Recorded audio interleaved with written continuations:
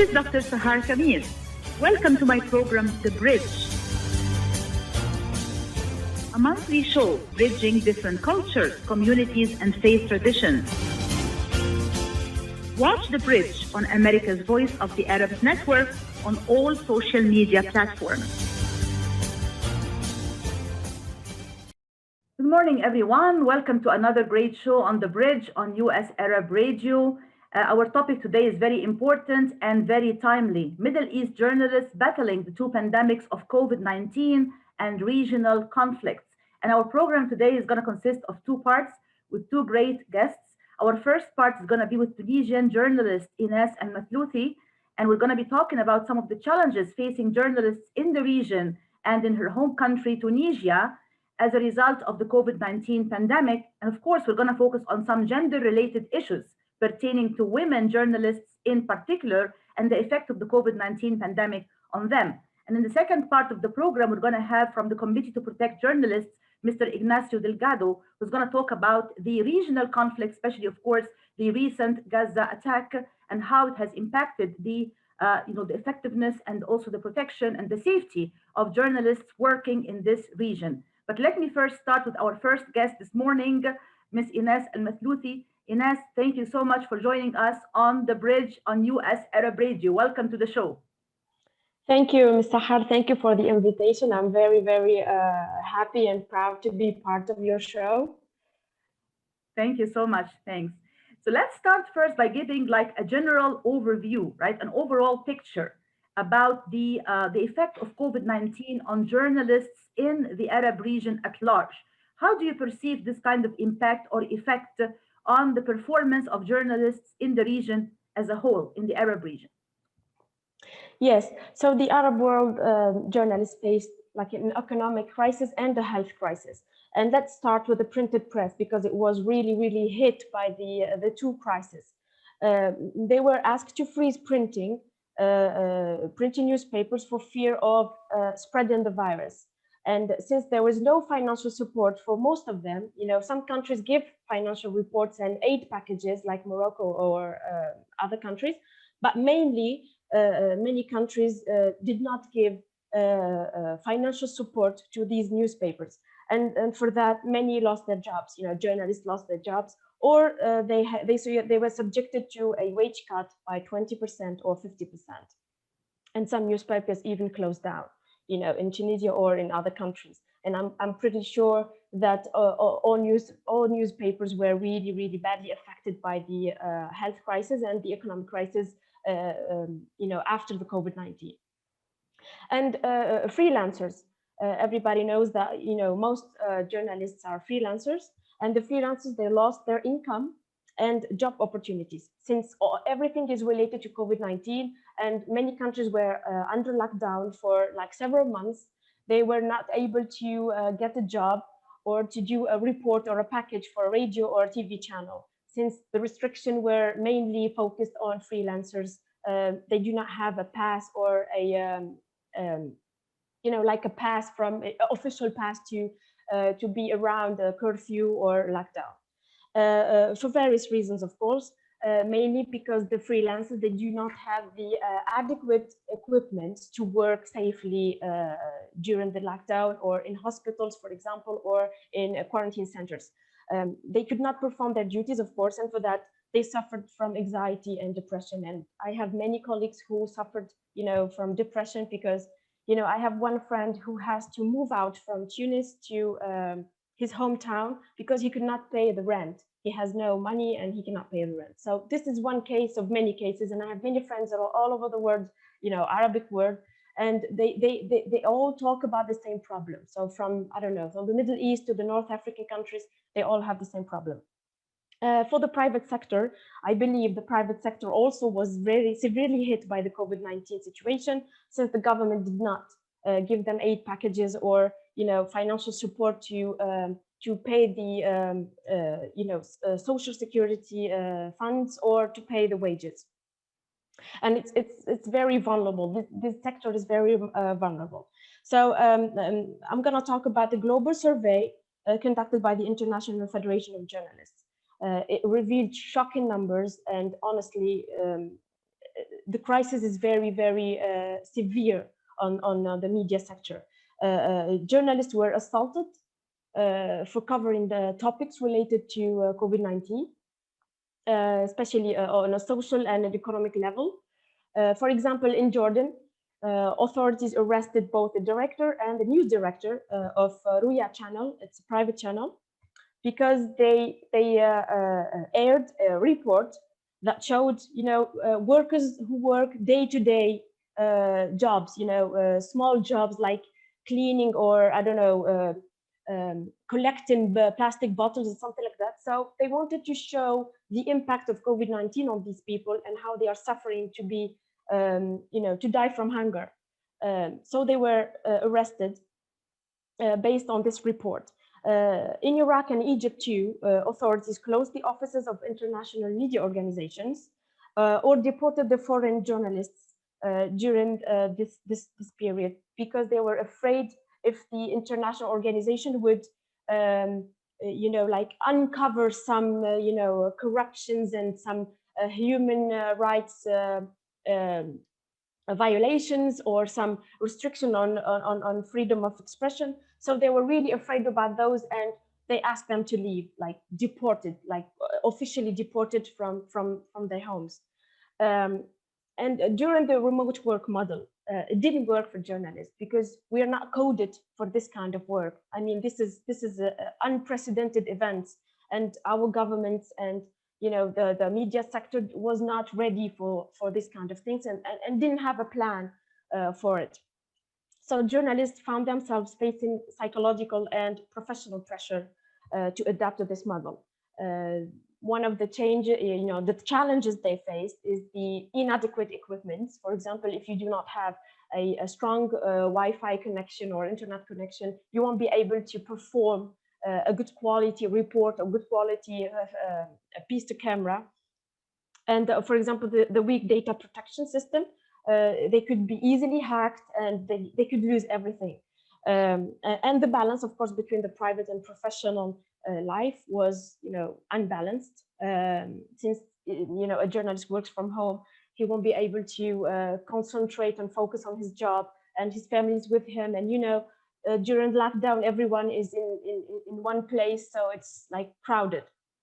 And this is the same situation between all countries, honestly. If I talked with all my colleagues, and this is the same problem. We are facing the same problem. And let's not forget the risk of getting infected or facing death. It was not documented, like officially documented, but I believe everyone knows about the Egyptian journalist, Mohammed Munir. He died after being arrested. So he got the infection while being arrested, and then he died several days after being released. And this is the official version of it. So we all face the same problem. In the Middle East, North African countries, we all face the same problem, and we all faced, problems and restrictions and violence and attacks, and it's a very, very hard situation to be living in. It's like a conflict. The COVID-19 is a war. Yeah, I think that's why I chose the title of Battling the Two Pandemics, the pandemic of COVID-19 and also the pandemic of regional conflict. So thank you so much, Ines, for this very comprehensive answer. Let me remind our readers of Ines's bio. She is a freelance Tunisian journalist with many years experience, really, working in the field of journalism. She studied journalism in Tunisia, and she received her postgraduate diploma in broadcast journalism from Nottingham Trent University in 2013. And she worked with many different renowned media outlets and organizations such as CNN and Euronews, Deutsche Welle, and CGTN China, and others. And she is also very fluent in Arabic, English, and French. So Ines, we're really pleased to have you, and thank you for this comprehensive answer. If you want to look more closely and zoom in, so to speak, on the situation in your own home country, Tunisia, what would you describe as some of the most important challenges or hardships that you have witnessed in your own home country, Tunisia, in terms of some of the the impacts of COVID-19 on the practice of journalism there? Well, the National Journalists Syndicate issued an alarming report. It was issued like 2 months ago. It showed like alarming numbers of attacks, of sexual harassment, of harassment, restriction on freedom of expression, and it shows the severity of this pandemic on human life, basically. So it reported in early May that 190 journalists lost their jobs. So this is less than 2 months after the pandemic, of the outbreak. And 100 more are facing, to lose their jobs, in this upcoming weeks or months.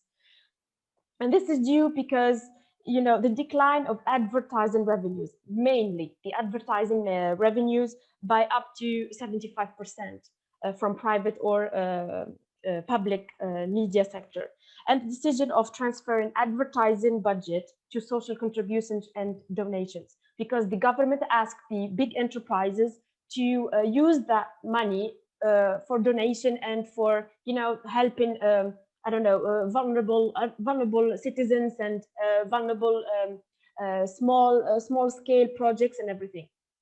And it was, an official decision. And also the Tunisian journalists, declined a series of exceptional measures declared by the government to support the press sector, because the amount of aid packages were so small that it was insignificant to us. They issued that only $500,000 to all the media sector. It's nothing. It's like we have like 44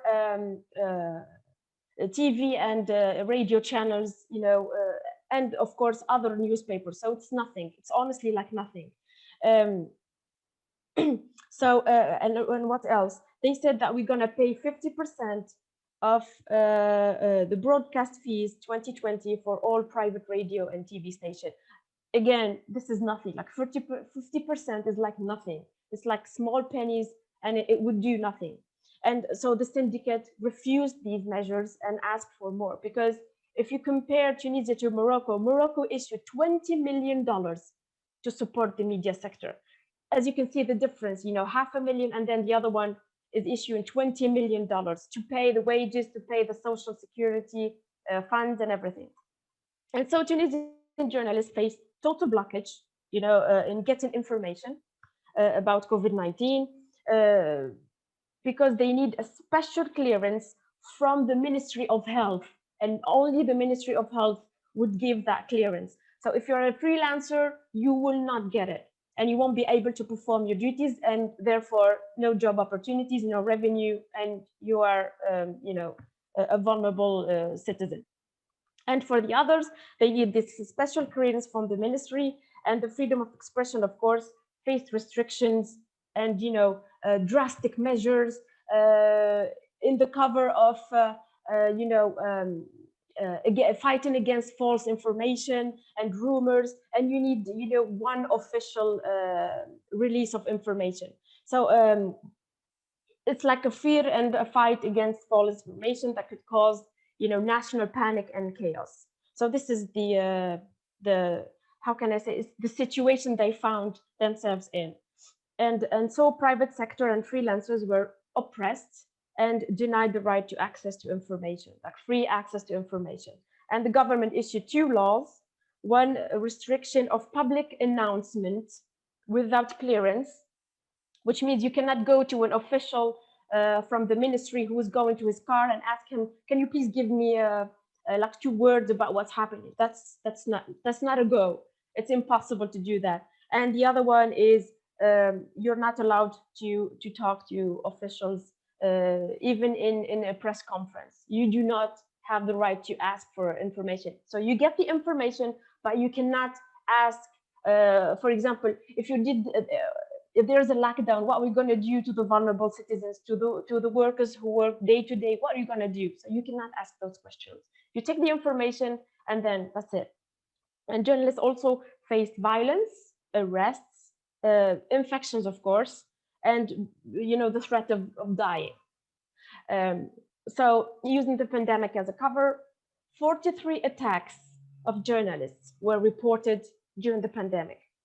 It ranges from arrest, physical violence, mental violence, harassment and sexual harassment and everything, and the confiscating or destroying equipment, especially for the freelancers and for the private sector. And the parliament also had to go on trying to pass laws or amendments to restrict freedom of speech. They use the pandemic as, they use it as a solution to pass these laws and try to monitor and to control the media. We will come to this point about laws and especially the cybercrime laws in relation to disinformation, but right after this commercial break. So please stay tuned and stay with us. Thank you. ArabNews.com, bringing you breaking news from across the Middle East and the latest on Arabs in America. Get inside the latest headlines with expert analysis and insights at ArabNews.com. Join over 5 million Facebook fans and over 10 million monthly readers. ArabNews.com, news that matters to you. While we've been staying safe at home, scientists have been on a journey. The destination, a COVID-19 vaccine. This journey began decades ago with research into other coronaviruses. Scientists built from there with months of research and development, cooperation with other experts worldwide, and clinical trials on tens of thousands of volunteers of diverse race, age, and health status. They arrived at a safe, effective vaccine, and hundreds of thousands in Michigan have already been vaccinated. But the next step is ours. We need to get the vaccine when we can. Keep wearing masks correctly and taking precautions until we reach our destination, freedom from COVID-19 and getting back to the lives we love. Discover the facts for yourself at michigan.gov/COVID vaccine. A message from the Michigan Department of Health and Human Services. At Top Rehab Physical Therapy Clinic in Dearborn, we provide effective physical therapy sessions in order to limit pain and discomfort. Top Rehab provides physical therapy care for any diagnosis prescribed by a physician, and we regularly see and treat conditions such as stroke, TMJ, fibromyalgia, sciatica, joint pain, and more. We use a variety of pain management methods, including modalities, soft tissue mobilization, and therapeutic exercise. If you're in need of physical rehabilitation or physical therapy, get the highest quality health care at Top Rehab. Most insurance is accepted, and we're open Monday, Wednesday, and Friday 8 to 6, Tuesday and Thursday 8 to 5, and Saturday 10 till 2. Call for an appointment today at 313-846-0555. That's 313-846-0555. Choose Top Rehab Physical Therapy Clinic on Michigan Avenue in Dearborn. Life's too short to be in pain. At Alamede, we roast, grind, and compare. We sip, taste, and repeat. All so you can slow down for a minute.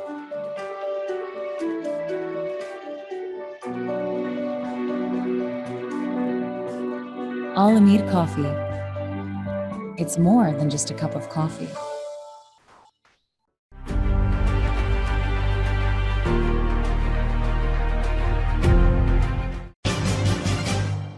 This is Dr. Sahar Khamis. Welcome to my program, The Bridge, a monthly show bridging different cultures, communities, and faith traditions. Watch The Bridge on America's Voice of the Arabs Network on all social media platforms. Welcome back to the show, everyone. We're talking today about a very important and timely topic, Middle East journalists battling the two pandemics of COVID-19 and regional conflicts. And with me in the first part of this program today is Tunisian journalist Ines Mathlouthi, and we're talking about the impact of COVID-19 on journalists in the region at large and also in her home country, Tunisia in particular.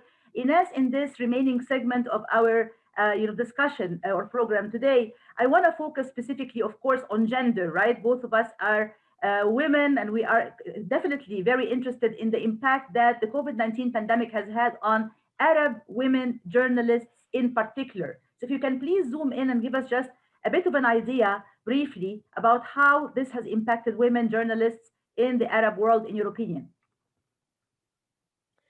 Well, female reporters in the Arab world, and I guess it's like the same in Tunisia or in Lebanon or in Morocco. We all face the same thing, which is gender inequality. And during the period between May 2020 and April 2021, at least I'm talking about Tunisia, 82 female journalists were attacked while on duties, working for 70 international organizations and 45 local medias. So 82 from 195 attacks were for female journalists. And the attacks is from police. The first one is from police. The second one is from officials, government officials. While she's asking for information, she will get attacked, physically, mentally, and even sexual harassment. We have like three cases of sexual harassment that went to court during this period. And also female journalists faced cyber attacks, like more than 22 hate and death threats because of her appearance, or because she posted something on a political party who was trying to restrain freedom of expression. Of course, she has the right and the duty to report whenever that happens. Like I was talking about the parliament, at some point, one of the deputies within the parliament tried to push back the journalists from entering the session, especially female, journalists, under the cover of "you are a woman, you do not understand what we are saying. This is something that beyond you. You need to go home and try to see your kids," or something like that. So these kinds of harassment happened in Tunisia, and I believe this is the same thing that happens in Iraq or in Lebanon or in Egypt or something like that.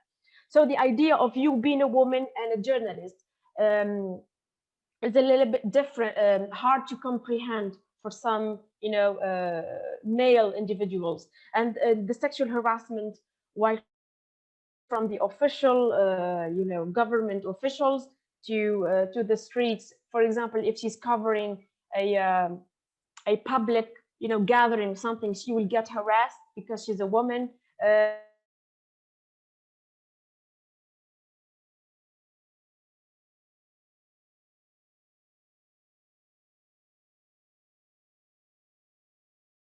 To deputies or to followers of a certain party, and she nearly lost her baby. And this was a public event.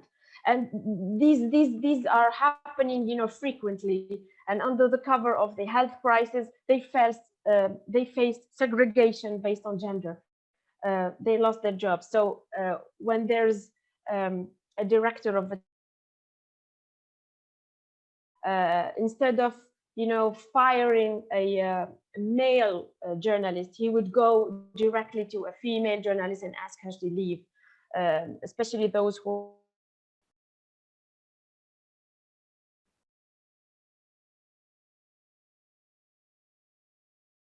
because he thinks she's not worth it or something like that. So they faced intimidations in workplace, from colleagues and from, supervisors. They faced harassment, they faced violence, all kinds of violations of human rights, of any kinds of rights. And this is not just in Tunisia, and I believe this is everywhere. And I think the international federations already talked about this in her report. Like more than 22 cases of sexual harassment were, covered by the court and everything. So this is horrible. Not only just health crisis, but also, human rights crisis. So the pandemic affected all kinds of rights, and hopefully this will not happen again. Yeah, absolutely. Thank you, Ines, for this very comprehensive picture about the political and also economic and health, layers impacting journalists in the region and Tunisia, especially women journalists. And I think sometimes they say women are the hardest to hire and the easiest to fire, unfortunately. So you mentioned like how women can lose their jobs, and definitely in the midst of the pandemic, that's definitely something that happens a lot when, women are seen as like, basically they can very easily be let go from the job. and it got even much worse, definitely, as a result of the pandemic. Let's go to a commercial break, please, and stay tuned, everyone. Thank you. Are your hands feeling numb? Do you feel pain opening up a jar, turning a key? Are you noticing that your elbow and your shoulder are becoming stiff? Or were you recently injured in your arm?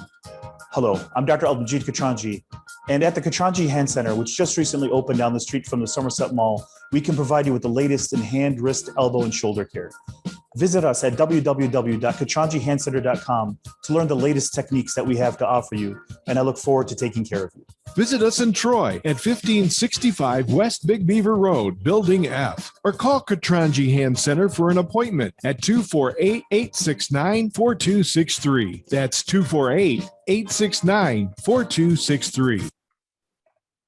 Enjoy the first Syrian-style cuisine in Michigan. At Damas Cuisine and Catering, you'll find a wide selection of Syrian foods and sweets in our menu, like frikeh, hoisin, grape leaves with steak, mashawi platter, hot mahashi, char-grilled kebab, shawarma, and much more. Get super fast delivery from Damas Cuisine and Catering right to your door. Order online at damascuisine.com/menu and track your order live. Damas Cuisine and Catering, 28841 Orchard Lake Road in Farmington Hills. Call 248-987-4985. Life is a nonprofit charity that's provided humanitarian aid and development to people and communities for over 25 years, regardless of race, color, religion, or cultural background. When disaster occurs here or around the world, Life for Relief and Development rushes in to provide food, medical aid, and shelter to those in need. Please help improve these efforts. Make your tax-deductible donation to Life now at lifeusa.org or call 248-424-7493. Get ready for an amazing experience at Ishtar Restaurant on 15 Mile Road in Sterling Heights. Enjoy excellent hospitality from owners Ali Al-Baghdadi and Fatty Bonham, serving the best in Mediterranean food. Try Chef Ali Al-Baghdadi's famous shawarma, the best Iraqi grills and food, and the best Arabic and international dishes. Dine in our authentic atmosphere or take out. Call 586-698-2585 or check us out on Facebook. Ishtar Restaurant practices all CDC guidelines and is open every day 11 a.m. to 10 p.m. Have an amazing experience today at Ishtar Restaurant, 3625 15 Mile Road, Sterling Heights.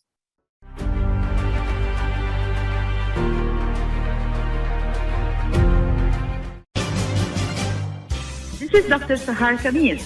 Welcome to my program, The Bridge, a monthly show bridging different cultures, communities, and faith traditions. Watch The Bridge on America's Voice of the Arabs Network on all social media platforms. Welcome back to the show, everyone. Thank you for being with us today. So, finishing this first segment of the program, I want to thank Tunisian journalist Ines Mathlouthi for being with us this morning. Ines, you gave us a lot of very interesting points and a great discussion. I would very much like to have you back again on the show, on The Bridge, to finish this very interesting and lively discussion and other discussions about journalism related topics as well. Thank you, Ines, and have a great day. Thank you very much, Dr. Sahar. Thank you very much for having me on your show. I'm very sorry about the internet connection. This is one of the problems of of journalists working remotely, as I told you before. This is one of the challenges. Thank you very much. Thank you for the audience, and thank you for the US Arab Radio. Thank you so much, my dear, and have a great day. We'll have you back on the show in the near future. Thank you and take care. Thank you. Goodbye. Thank you. And for the second part of our show today, I would like to welcome on the show Mr. Ignacio Delgado, who is the Middle East and North Africa, the MENA region representative at the Committee to Protect Journalists. He worked as a freelance journalist in the Middle East for many years, writing as a freelance journalist for different outlets and different publications in Belgium, in Romania, Spain, and the US, and also writing specifically on issues related to civil society, democratization, and human rights issues. Before joining the Committee to Protect Journalists in 2017, he served as a media analyst for the Open Source Center's Europe Bureau for 9 years. He holds a master's degree in journalism from Spain, and he speaks 5 different languages. So let's welcome to the show Mr. Ignacio Delgado. Hi, thank you very much, Sahar, for having us today. It's a pleasure to be here. Thank you for joining us, Ignacio. I really appreciate it. Let's start by talking about this notion of the regional conflicts and how they're impacting the safety of journalists in the Middle East region. If you can just give us like a brief overview about the Arab world or the Arab region and how journalists are generally speaking vulnerable to facing so many different threats and challenges as a result of regional conflicts, please. Absolutely. Yeah, like the overview or the atmosphere right now in the MENA region, like it's very grim. Like even like internationally, we're seeing that press freedom is being negatively impacted. But specifically in the MENA region, we have a record right now of imprisoned journalists. So it was 89 as of last year. Especially like Egypt and Saudi Arabia are the worst jailers of journalists in the region, with also record numbers like 27 for Egypt and 24 for Saudi Arabia. Another trend that we are seeing is impunity. Like many crimes against journalists in the region go unpunished. Like we have, for example, Iraq has a record number of killed journalists, like 190 since the Committee to Protect Journalists started collecting records in 1992. There has never been a conviction of the perpetrator of a crime against a journalist. And that is leading many Iraqi journalists to leave the country because like the risk that they face are great, and they don't feel that the state or the security forces can protect them, even though there's laws in place for the protection of journalists, but they are not implemented. There are no means to implement them. So they feel like indeed very vulnerable, as you mentioned, and prefer to take the chances leaving the country. But this is a great loss for journalism in any country. These journalists will move on to a new life, most likely away from journalism, and the press freedom of that country suffers as a result. Like we have seen it that only 1/3 of journalists who go into exile end up working as a journalist. So that's a tough one. We are also seeing like a use of very broadly worded laws to target journalists. So sometimes it's anti-state laws, so the use of terrorism laws, the use of cybercrime laws, the use of fake news laws, all of them to crack down on press freedom. There has also been an emergence in recent years of non-state actors who are also targeting journalists, and we are seeing this in many different countries. We are seeing it in Yemen with the Houthis, Ansar al-Islam. We are seeing it in Syria, like we saw it with the emergence of Islamic State and Hayat Tahrir al-Sham, and they are also cracking down, arresting journalists, assaulting journalists, and preventing them from doing their jobs freely and safely. So this has also emerged as a new threat to journalists in the region. We had also like in recent years, and in Syria it's still ongoing, a deadly reporting environment. So we have seen conflict, and we are still seeing conflict. Like we have seen it, and we are seeing it still in Yemen again, like we are seeing it in Syria.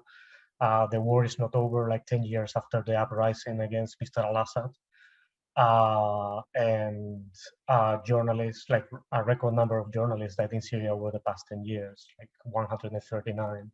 Most of them, like, they were covering conflict when they were killed. And that, of course, like journalists covering conflict, like they are always exposed to different kind of threats and dangers. So that's one of the main threats that they have and they are still facing. We have seen targeted murders. We sadly, I think, all remember the gruesome and appalling murder of Jamal Khashoggi in Turkey by Saudi operatives. And we have also seen the ensuing impunity for this crime, which shows that journalists can be like directly targeted for murder, and the perpetrators go unpunished again.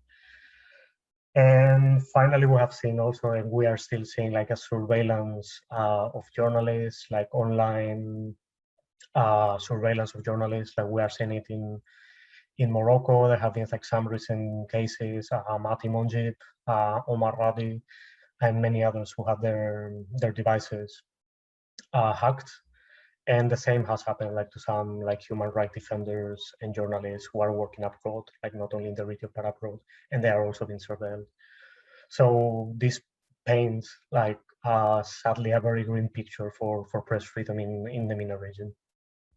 Absolutely, it's a very grim picture, and I know that the Committee to Protect Journalists has actually released a report on the occasion of International Press Freedom Day, trying to give some kind of overview of the conditions of journalists in the Middle East region in the year 2020. Would you say like the year 2020 has been a particularly difficult year for journalists in the region? Like my first guest on the first segment of the show today was talking specifically about the impact of COVID-19 on journalism. Would you say that there were some specific factors during the year 2020 that made the situation a lot worse for journalists in this particular region? Indeed, like in Dr. Sahar, like we saw, of course, like the COVID-19 pandemic like cannot be overlooked. That meant a lot of restrictions of movement, but even journalists who were like licensed by their governments to continue to do their jobs faced difficulties like reporting on the ground. Like security forces prevented them from covering. Sometimes they were assaulted.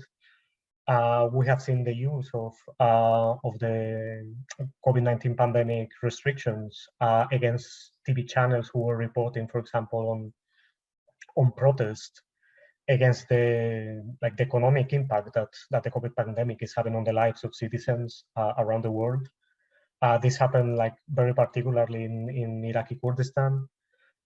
We saw that a broadcaster, NRT, that was consistently targeted through lawsuits from different government branches. We saw the closure of their offices, and the reasoning by the authorities for these attacks and this harassment was that they were violating COVID-19 restriction laws, when in fact they were reporting on matters of public interest, like people were being impacted by the pandemic, so they were just showing what was going on. It ended up like, with their main headquarters in the city of Suleimania being closed. And like fortunately, like now they are able to operate again, but we saw it like as a pattern, particularly in this region, of how COVID-19 related laws can be used again to crack down on journalism rather than to allow journalism at the time when it's most needed, right? We also saw it, for example, in Jordan. There was a Bangladeshi journalist who was reporting on the situation for the Bangladeshi community in Jordan. Like most Bangladeshi citizens in Jordan, like are workers. And of course, like the closure of companies, the restrictions, like they couldn't work as a result of that. So this journalist was eventually arrested and then deported to Bangladesh for reporting on this again, like under the justification that he was violating COVID-19 restrictions.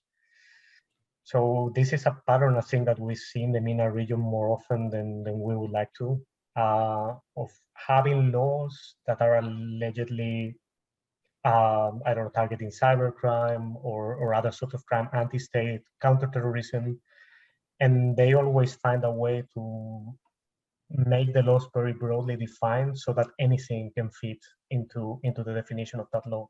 So it can be used to target journalists, it can be used to target human rights defenders, civil society organizations, activists, media.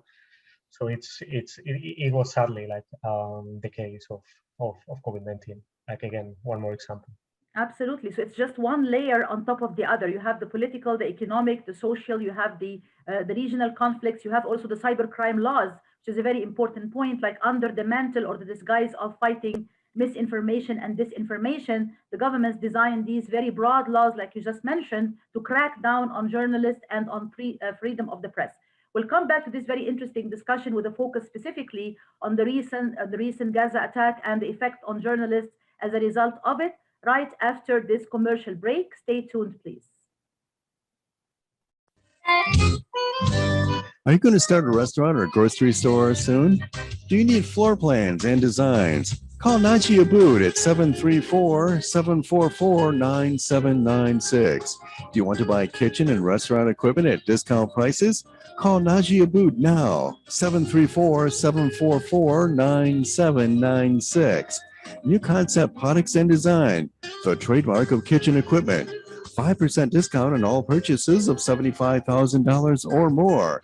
New Concept Products and Design, new location, 31185 Schoolcraft in Livonia. Learn more at www.newconceptproducts.com. Call Naji Abood, 734-744-9796.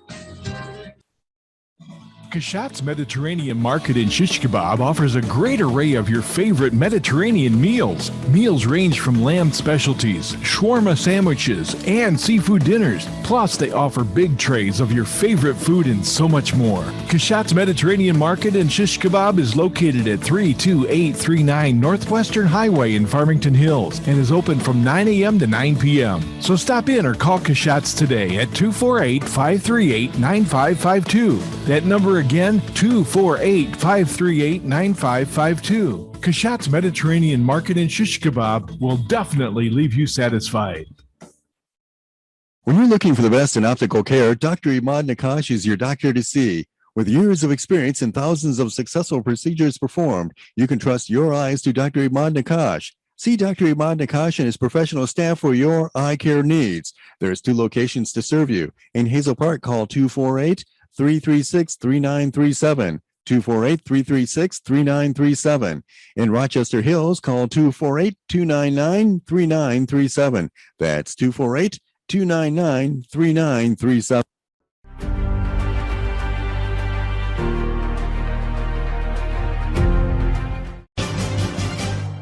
This is Dr. Sahar Khamis. Welcome to my program, The Bridge, a monthly show bridging different cultures, communities, and faith traditions. Watch The Bridge on America's Voice of the Arabs Network on all social media platforms. Welcome back to the show, everyone. We're talking today about Middle East journalists battling the pandemics of COVID-19 and regional conflicts. And with me in this second portion or segment of the program is Mr. Ignacio Delgado from the Committee to Protect Journalists. Ignacio, let's focus specifically on the recent Gaza attack. We have seen some buildings being demolished. We have seen, the offices of Al Jazeera and Associated Press and others being destroyed. We have seen some journalists actually getting harassed or arrested. Can you give us like a fuller picture about some of the threats and challenges that were specifically facing journalists as a result of this recent conflict, please? Yeah, like these past 2 weeks have been like very hard for journalists in Israel and Palestine, in the West Bank and in Gaza. Like as everybody by now I think knows, like it started like with the protests to prevent the evictions of Palestinian journalists from the neighborhood of Sheikh Jarrah in Jerusalem in favor of Israeli settlers, and this triggered protests everywhere, including in Jerusalem. At that time, it was also like the month of Ramadan, so there were like some restrictions for Ramadan gatherings in Jerusalem. So this started to escalate very, very rapidly, and it ended up like in the protests that happened in Al-Aqsa Mosque, where like again Israeli security forces like even entered the premises of the mosque and fired stun grenades, tear gas. This escalated very rapidly into conflict, and what we have seen like related to journalists, like in the West Bank, it has been mostly assaults on journalists by security forces.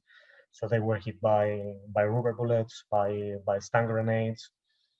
They were brutally assaulted in some cases. Like there has been like footage of assaults by security forces against journalists who were just covering the protests there, and some of them like were clearly identified as such.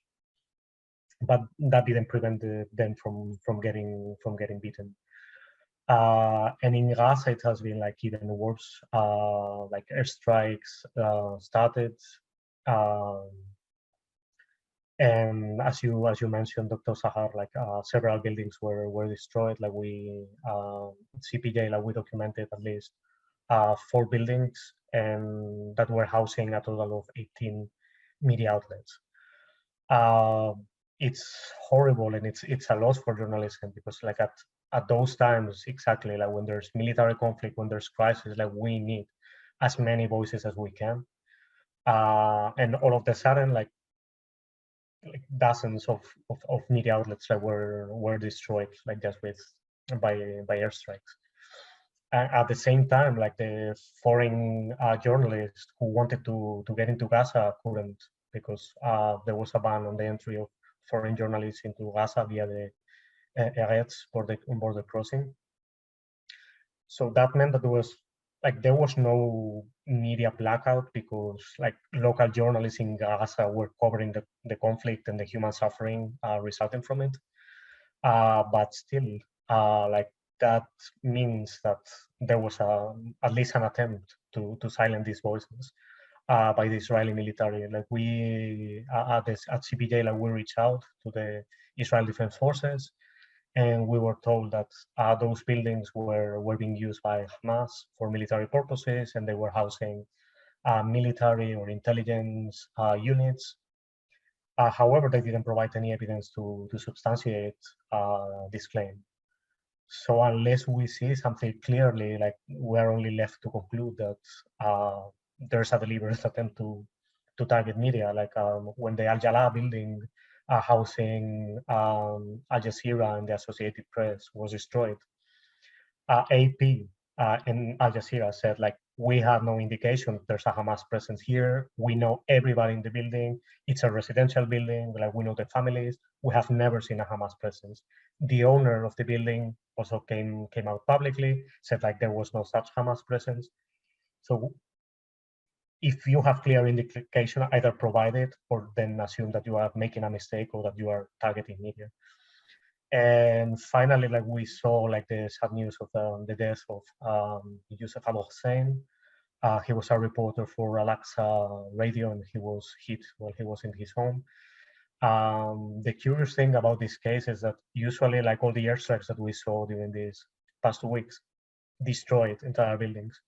In this case, only the upper floors where he lived were hit, and he died as a result. Like his family, like his wife and brother were injured, but the building stood.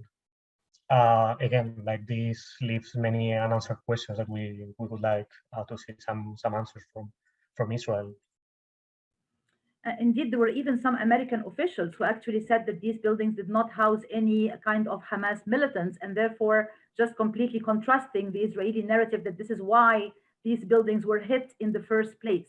So I really like the statement you made when you said this is like, basically targeting the truth or targeting the real story at a time when it's most needed. This is the time when we really, really need to hear the stories, and we need to hear the voices of journalists and what they have to say and what they have to report. But unfortunately, when you have these types of conflicts, that's when the journalists get targeted the most, and that's when they face the most threats and the most challenges, like arrest and harassment and even killing, and therefore preventing the truth from really reaching the public or the audience. So what could be some of the measures, like if we were to think about, Committee to Protect Journalists, which is exactly, you are the Middle East, North Africa representative for Committee to Protect Journalists. What could be some of the protection and safety measures that could be put in place in order to protect journalists who are doing this very difficult job in a region where there are a lot of regional conflicts like that? Mm-hmm. Honestly, like in Gaza, it's extremely difficult to do anything. Like there's something that I forgot to mention, and that I think it's very important, like for all the listeners, and like they are probably aware of this, but journalists in Gaza have no way out. They cannot leave the region unless it's with an Israeli permission. So they are trapped in this densely populated area that it's probably like, I think, 300 kilometers long. So they were under the airstrikes. Journalists were either covering the news or running for cover from the airstrikes. So it's extremely difficult to protect journalists who have no way out of the, like, even like many journalists, like some of them we talked to or who have spoken to the media, mentioned the same thing. Like they were covering the news, and at the same time, like they were very concerned about their families. They didn't know if they would go back to a home, if their home would be standing when they would go back. So, and despite all that, like they have been reporting the news so that everybody sees what's going on, like the extent of the destruction and the human suffering that this has produced. What can be done to protect? Like we try to advocate for these journalists with international organizations, with international governments. We try to put pressure on governments so that they at least ensure that these journalists can work safely again, can work freely. Like what we are seeing as I mentioned earlier, it's what could amount to targeting of journalists. So we want to advocate for them so that they can cover without being targeted, without being killed, without getting beaten. So it's honestly a very difficult task, because some governments are responsive to requests from press freedom organizations, international organizations, and some aren't. We have seen that for example, in Syria. For years, we have been documenting, we have been trying to engage with authorities because there's many journalists who are in prison for years. Nobody knows what happened to them. They are pretty much missing. Their relatives try to find out information about them and cannot. But we hear nothing back from them. So, but still, we have to insist until like these narrow windows of opportunity open, and we can engage and we can try to protect journalists. Like there are laws in place in many of these countries. I was mentioning Iraq earlier. There's laws protecting journalists in Lebanon, but somehow authorities always find a way to circumvent these laws or to ignore them, or they are just basically they are paper, worthless paper, honestly, because they don't have the means to implement them. Security forces cannot follow up, or they have like bigger problems to address, terrorism, wars. So it's Middle East. It's a very complicated environment because of the amount of conflict, the amount of problems, and yeah, it's an uphill battle, definitely. Yeah, I don't envy you for doing this kind of job. I think it's a very difficult job for sure. It's not easy. And as you mentioned that some governments could be responsive sometimes and many are not.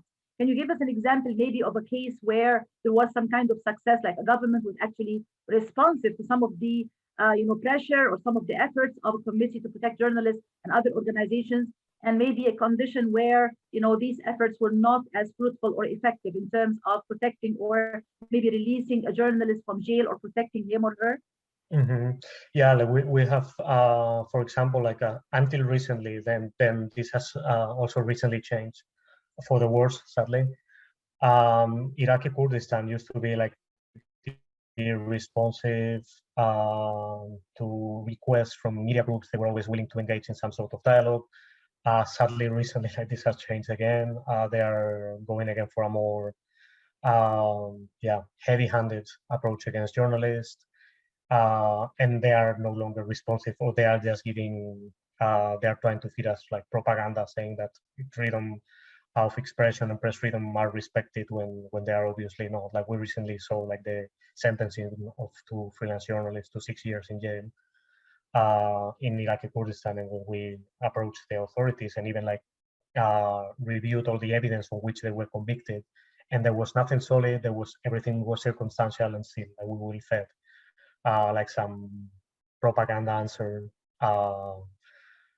just saying like how these laws are enshrined in the constitution. But as I said, like having these laws, having these high principles of respect for press freedom in constitutions, in law, do not mean anything unless they are implemented, unless they are put into practice. So that's sadly the case. Absolutely, sadly the case, yes. I'm afraid that we're running out of time. I really hope and pray that things are going to get better for journalists in this very important, this very vulnerable and volatile region, right? The Middle East region, with everything that's going on now and all the regional conflicts and pressures and tensions, definitely there is a need for the kind of work that you are doing at the Committee to Protect Journalists more than ever before. And if you just end with one sentence or one phrase of maybe some kind of advice that you would give to journalists working in the region, because we only have like less than 2 minutes now to end the show, just very briefly, what would be your golden piece of advice to a journalist doing work in this very volatile and very vulnerable region? What would you say? Yeah, I would say stay safe, which is very hard these days. But honestly, like I only have like the utmost respect for journalists in the region, because I know like the dangers and the risks that they're facing. And yet, in a very poorly paid line of business, like they still insist on doing their job. They still insist on reporting the important issues. So yeah, I would say get safe digitally if you can. Like lately, we're seeing a lot of surveillance, and I think like governments around the world and in the region, like they are getting the software and the capabilities to monitor larger segments of the population, so that you can keep your sources confidential, because that's essential for any journalist. So that would be like one piece of advice. I would have many others. Absolutely. This is a very important and very golden piece of advice, especially now in the age of cyberspace and digital communication. It's very, very important for everyone, but especially for journalists, to keep the information safe and to keep everyone else safe as well in this important region. Thank you so much, Ignacio, for being with us today. I really enjoyed the discussion. And thanks so much to all our listeners and viewers everywhere. Take care and stay safe. Thank you. Thank you, Dr. Sahar. A pleasure being here. Thank you. It's a pleasure. Thank you, everyone.